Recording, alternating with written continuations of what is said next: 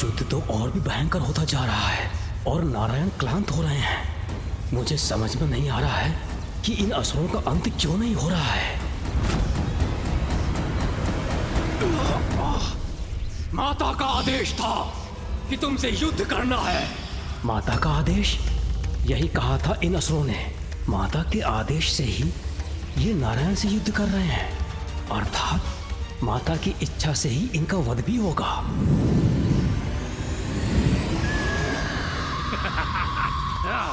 उसी एक पल में अचानक से ब्रह्मदेव के ज्ञान चक्षु खुल गए और वो समझ गए कि जो भी हो रहा है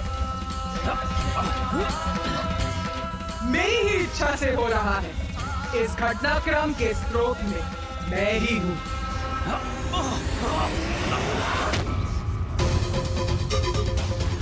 श्री महाकाली, हमको जन्म देने वाली देवी महाकाली, आप ही स्वधा, आप ही वशकार हो।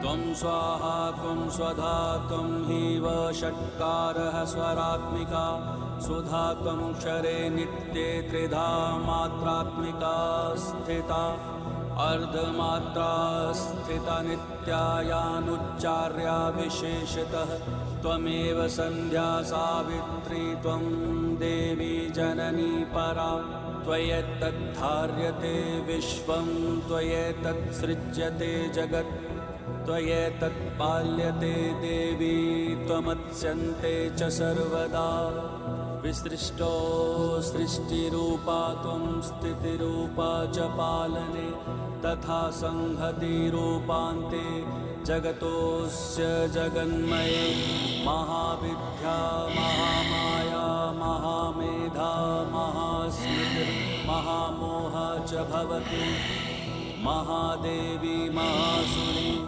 प्रकृतिस्त्वं च सर्वस्य गुणत्रयविभाविनी कालरात्रिर्महारात्रिर्मोहरात्रिश्च दारुणा त्वं श्रीस्त्वमीश्वरी त्वं ह्रीस्त्वं बुद्धिर्बोधलक्षणा लज्जा पुष्टिस्तततुष्टिस्त्वं शान्तिक्षान्तिरेव च खड्गिनी शूलिनी घोरा गदिनी चक्रिणी तथा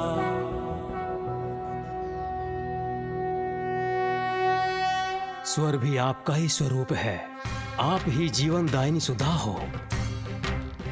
नित्य अक्षर प्रणव में आकार, ऊकार और महकार और इन तीनों मात्राओं के साथ बिंदु रूप में अरेद मात्रा है, वो भी आप ही हैं। आप ही संध्या सावित्री तथा आप ही परम जननी हो। आप ही परम ब्रह्मांड को धारण करने वाली हो।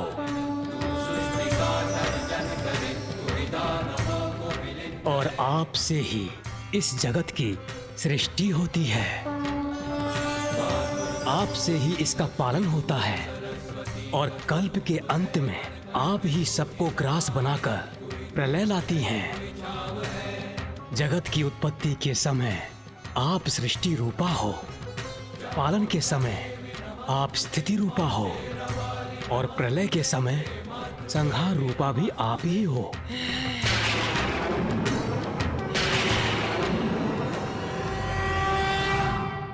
देवी, आप ही कालरात्रि, मोहरात्रि और महारात्रि हो। आप ही श्री ईश्वरी ह्रीं और बोध रूपा बुद्धि हो। लज्जा, पुष्टि, तुष्टि, क्षमा और शांति आप ही हो। संसार में जो कुछ भी है और उनकी जो भी शक्ति है, सब आप ही हो माता। मैं तुच्छ आपकी क्या स्तुति कर सकता हूँ। आपने ही मुझे और नारायण को हमारा अस्तित्व प्रदान किया, फिर मुझ में इतना सामर्थ्य कहां जो मैं आपकी स्तुति कर सकूं। हे देवी, आप तो अपने उदार प्रभावों से ही प्रशंसित हो। रक्षा करो माता, रक्षा करो माता, माता रक्षा करो इन दोनों असुरों मधु और कैटभ, जिनका जन्म आपकी ही शक्ति से हुआ है। इन्हें मोह में डालकर नारायण के द्वारा इनके वध का उपाय करो माता। रक्षा करो माता, रक्षा करो माता। ब्रह्मदेव, मैं तुम्हारी स्तुति से प्रसन्न हुई। चिंता मत करो, माँ सदैव अपनी संतानों की रक्षा के लिए तत्पर रहती। मैं ही महामाया हूँ और अपने महामाया स्वरूप में मैंने जो आरंभ किया था, मैं ही उसे संपन्न करूंगी। तुम हमें नहीं रोक सकते विष्णुदेव। हम विजयी होकर रहेंगे। पुत्र मधु, पुत्र कैटभ। माता,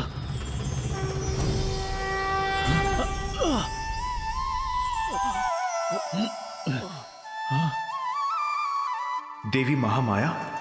देवी महामाया ही इन असुरों का कोई उपाय करेंगी। देवी महामाया क्या इन असुरों को रोक सकेंगी? देवी महामाया की माया से अवश्य भ्रमित होंगे ये दोनों।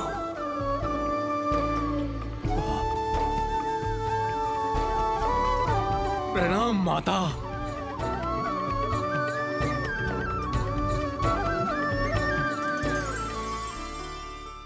माता, आपकी आज्ञा का पालन कर रहे हैं हम। विष्णुदेव से युद्ध कर रहे हैं और विजय की ओर अग्रसर हैं। पुत्रों, इसमें कोई संदेह नहीं कि तुम दोनों बड़ी तत्परता और कुशलता से युद्ध कर रहे हो। किंतु युद्ध में विरोधी योद्धा का सम्मान भी एक योद्धा का धर्म होता है। विरोधी अर्थात अपने शत्रु का सम्मान। जो हमसे युद्ध कर रहा है, हम उसका सम्मान करें, ये तो हमारी प्रवृत्ति नहीं। पुत्रों, इसमें कोई संदेह नहीं कि नारायण इतनी कुशलता से तुम्हारा सामना कर रहे हैं। इसीलिए उनके सम्मान स्वरूप और युद्ध के पूर्व उन्हें एक वरदान दो। इसी में तुम्हारी महानता है। वरदान माता? हम अपने शत्रु को वरदान दें? हाँ पुत्रों, तुम दोनों अपनी अपार शक्ति प्रमाणित कर चुके हो। नारायण ने अनेकों बार तुम्हारा वध किया, किंतु तुम पुनः जीवित हो गए।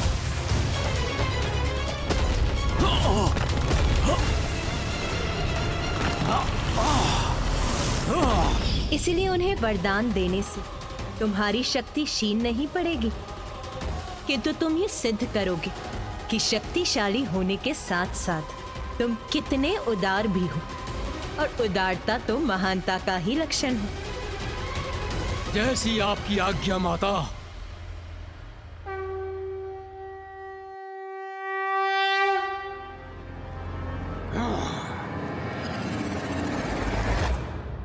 तुम्हें तो अपनी पराजय बहुत समय पूर्व स्वीकार कर लेनी चाहिए थी विष्णुदेव, किंतु तुम अपनी हट के आगे अड़े रहे, लड़ते रहे हमसे, ये जानते हुए भी कि युद्ध में तुम्हारा विजयी होना असंभव है। किंतु हम तुम्हारी दृढ़ता की सराहना करते हैं, इसलिए तुम्हें युद्ध में पराजित करने के पूर्व तुम्हें एक वरदान अवश्य देंगे। मांगो, वरदान मांगो हमसे। मैं वरदान मांगू इन दुष्ट असुरों से?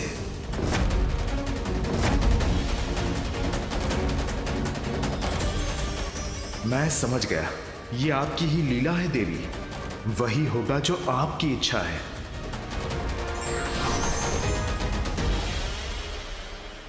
इतना क्या विचार कर रहे हो विष्णुदेव? शीघ्रता करो, वरदान मांगो हमसे।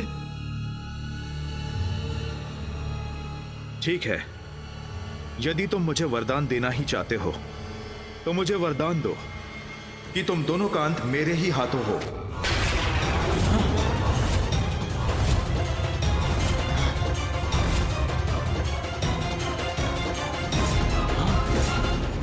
हमारा अंत हो इसके हाथों। हम तो इसका अंत करेंगे, फिर ये हमारा अंत कैसे कर सकता है? भ्राता कैटअप, ये कैसा वरदान मांग लिया विष्णु ने?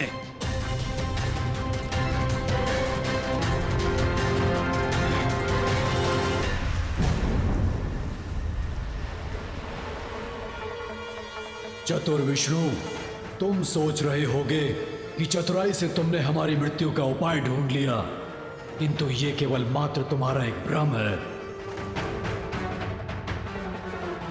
किंतु हम तुम्हें वरदान अवश्य देंगे कि हमारी मृत्यु तुम्हारे ही हाथों हो।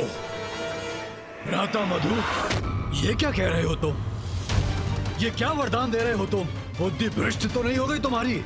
हमारे अंत का वरदान मांग रहा है ये। शांत रहो भ्राता कैटअप। इसके बल को पराजित किया था हमने, इसके छल को भी पराजित करेंगे। वरदान अवश्य देंगे इसे, किंतु उसका कोई लाभ नहीं होगा। विष्णुदेव, वचन दिया है तुम्हें, इसीलिए वरदान भी अवश्य देना ही होगा, किंतु एक अवस्था में ही ऐसा हो सकेगा।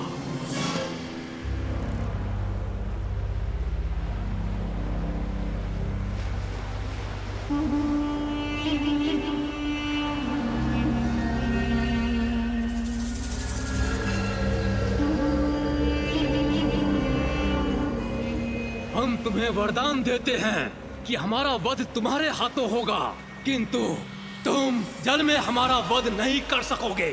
जल में हमारा वध नहीं कर सकोगे। जल में हमारा वध नहीं कर सकोगे।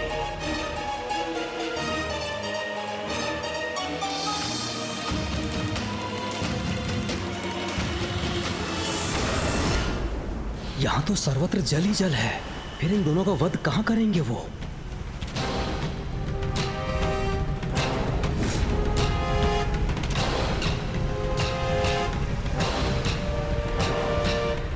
बताओ, स्वीकार है हमारी चुनौती या फिर भयभीत हो गए? स्वीकार है, स्वीकार है, स्वीकार है। तो प्रतीक्षा क्यों कर रहे हो? आगे बढ़ो, आओ वध करो हमारा। किंतु यदि मामा जी उनका जल में अंत नहीं कर सकते थे, तो फिर ये कैसे संभव था? वहाँ तो जल ही जल का विस्तार था। मैं कुछ समझा नहीं माँ। आपने ही मधु और कैटअप को मामा जी को वरदान देने का सुझाव दिया और मामा जी को मधु कैटअप से ये वरदान मांगने के लिए प्रेरित किया कि वो उन दोनों असुरों का अंत कर सके। और फिर मधु ने वरदान भी दिया, किंतु ऐसी स्थिति के साथ जिससे मामा जी द्वारा उनका वध करना असंभव हो जाए। गणेश जी का प्रश्न तो सर्वथा उचित है। ऐसी अवस्था में नारायण ने उन असुरों का वध कैसे किया होगा? गणेश के इस प्रश्न का उत्तर देवी श्री महाकाली के द्वारा ही दिया जाना उचित है। उचित किया मैंने। मेरा रहस्य समझना चाहते हो ना? समझ गणेश, समझ मेरी इच्छा के पीछे छिपे कारण को। यही मेरी लीला है और यही मेरी माया। माता की लीला का रहस्य तो मुझे अभी भी ज्ञात नहीं हुआ। यही तो है देवी महाकाली की लीला, जिसका रहस्य समझना सरल नहीं। उनके संकेत से ही मुझे सफलता का उपाय प्राप्त हुआ। इतना स्तंभित क्यों खड़े हो नारायण? क्या हुआ? हमारी दानवीरता से स्तब्ध हो क्या? अरे तुमने वरदान मांगा और हमने दे दिया, तो आओ अब युद्ध करो। करूंगा, अवश्य करूंगा युद्ध तुमसे, और वध भी करूंगा तुम्हारा। आओ वध करो हमारा, किंतु वहीं जहां थल जल में डूबा ना हो। सर्वप्रथम ढूंढो वो स्थान और तब अंत करो हमारा।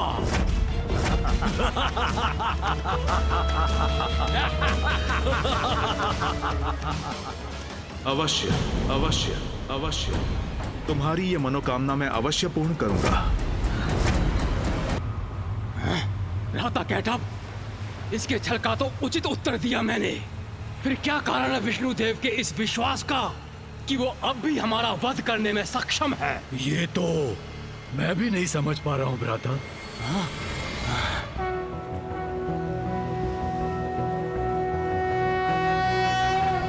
शांताकारं भुजगशयनं पद्मनाभं सुरेशं विश्वाकारं गगनसदृशं मेघवर्णं शुभांगं लक्ष्मीकान्तं कमलनयनं योगिरध्यानगम्यं वन्दे विष्णुं भवभयहरं सर्वलोकैकनाथम्।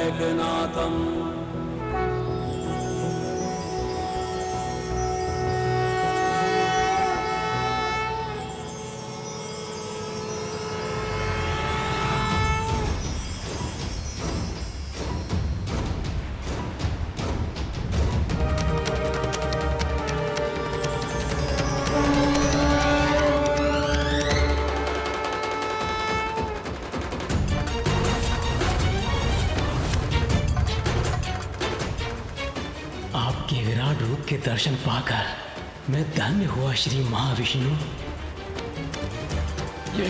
ये क्या हो रहा है? विष्णु ने अपना आकार इतना विशाल कैसे कर लिया?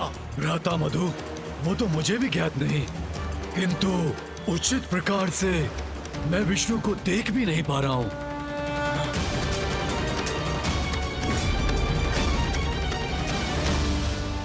हमारा वध असंभव है, किंतु फिर भी मुझे भय का आभास क्यों हो रहा है? भ्राता मधु, भयभीत तो मैं भी हो रहा हूँ। कदाचित इसका कारण विष्णु का ये विकराल रूप है।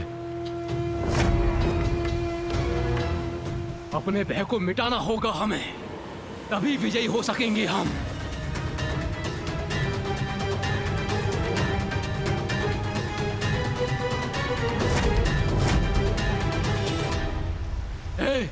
हे विष्णु, ये क्या कर रहे हो तुम? ये मत समझो कि तुम्हारे इस विशाल रूप को देखकर भयभीत हो जाएंगे हम। और तुम हमारा वध कर सकोगे? स्मरण रहे, स्वीकार किया था तुमने, जल में हमारा वध नहीं करोगे तुम, इसलिए तुम हमारा वध नहीं कर सकते। हाँ, क्योंकि यहाँ तो सर्वत्र जल ही जल है, और यदि आप अपने विशाल आकार से हमें भयभीत करना चाहते हो तो मत भूलो, हम भी विशाल आकार ले सकते हैं।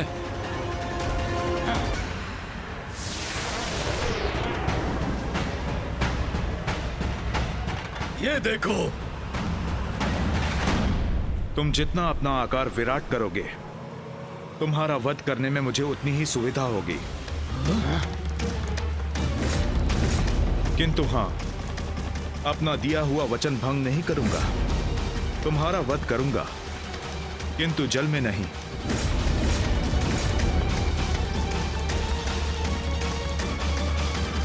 भ्राता कैटअप, हमारे विशाल होने से इसे सुविधा होगी।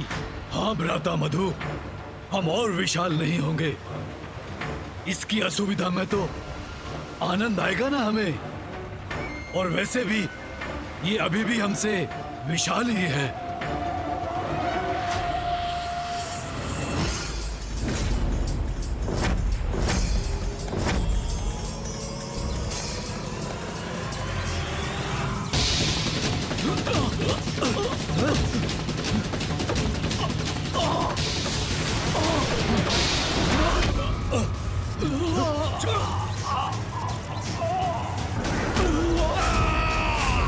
तुमने अपनी ओर क्यों खींच लिया हमें? दूर से युद्ध करो हमसे।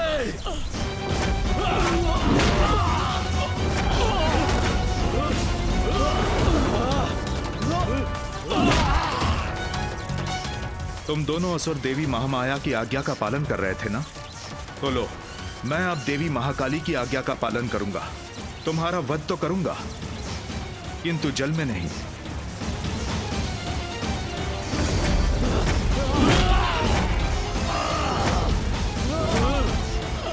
अरे ये क्या कर रहे हो? मुक्त करो मुझे। अब तुम दोनों का अंत होगा।